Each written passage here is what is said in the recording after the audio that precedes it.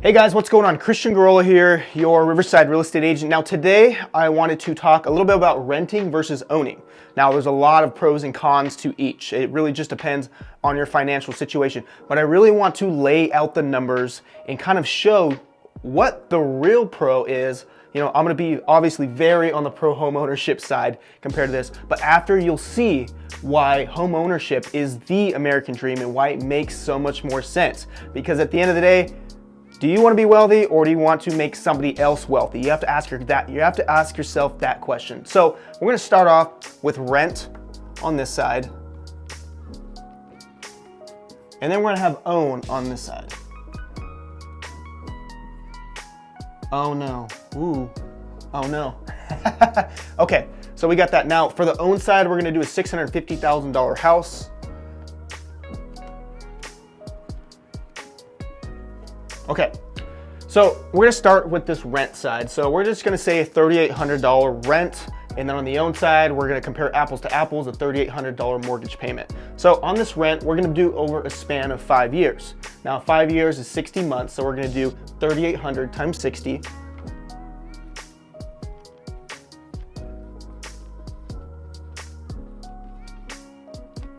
Equals, what is it, $228,000.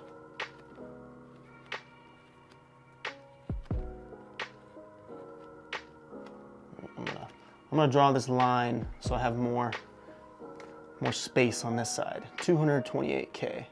Okay, so you have $228,000. Now, that is completely just thrown away. After 5 years, that goes towards nothing. It's not forced savings. You don't have any appreciation. You don't have any tax benefit or any tax advantage like that. So tax advantage, 0.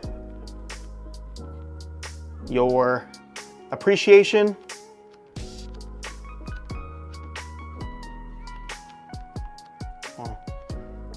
zero. Now after 5 years,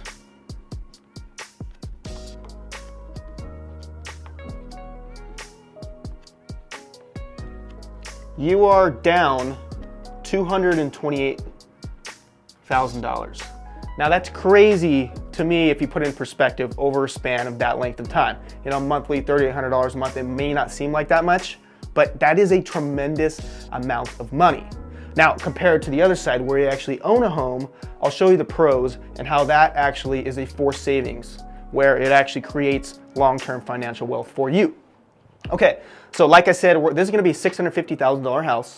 We're gonna start off $3,800 a month. It's gonna be over a term of 60 months. 12 months times 5 years is 60 months. 3,800, now stay with me. I know this is long. Times 60 is gonna be this 228.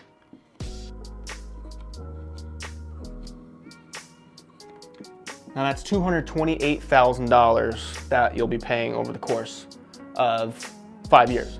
Now we're gonna multiply that by 90%. Now 90% is going to be the interest that you will be paying. So times 90% is going to equal, that's $205,000 and $205,000 and $200. $205,200. Now, with that $205,200 right here, that is all going to be tax deductible. So over 5 years, you can deduct $205,200.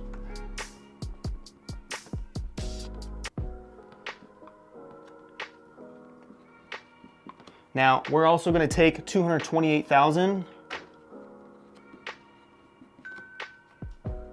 So 90%, we're just going to say interest. Now, your $228,000, we're going to multiply that by 10%. Now that's gonna go towards your principal on your home.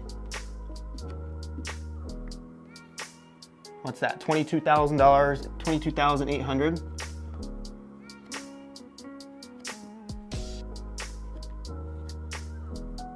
Now, principal. Just think of that as a forced savings. So that forced savings, that is money that you're putting away towards your home. So over 5 years already, you have $22,800 saved. Think of your bank, think of your home, it's your bank at the end of the day. Now, over 5 years, you can also deduct $205,200. Now, that's the beauty about, I wouldn't say beauty, it's a catch-22. If you have a higher interest rate, it's more tax deductible. So whatever you're doing, think of it that way. So now we have that. All right, we're back. So now what I wanted to show you is this amount right here, your $228,000 times your 90% interest equals that $205,200. Now we're gonna multiply that by 30%, right? We'll just say the average American is in the 30% tax bracket. 30%, and that is going to equal $61,560. So I'll just say tax bracket right here, so you can see.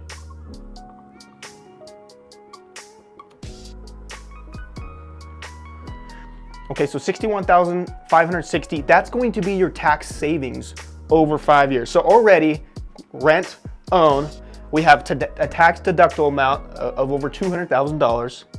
You have almost $23,000 of principal in your home, and then you also have $61,560 of tax savings.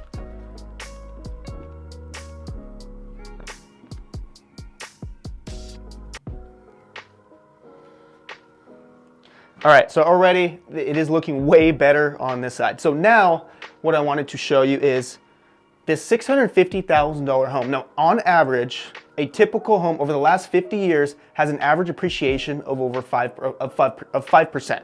Now, that's valleys, that's with mountains. We know it goes up and down, but on a historical 50-year average basis, it's got a 5% return each year of appreciation on a home. So we're just gonna say 5 years times 5% each year is gonna be a 25% appreciation on your home. So now we're gonna multiply that times the price of the home that you bought it at, which is $650,000 right here.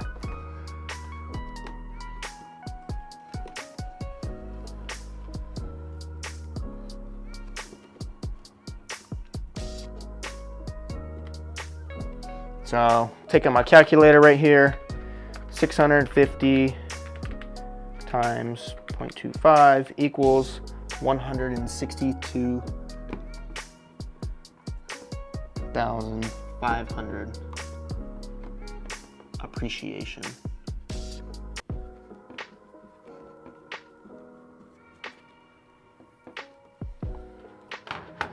Okay, so look at this.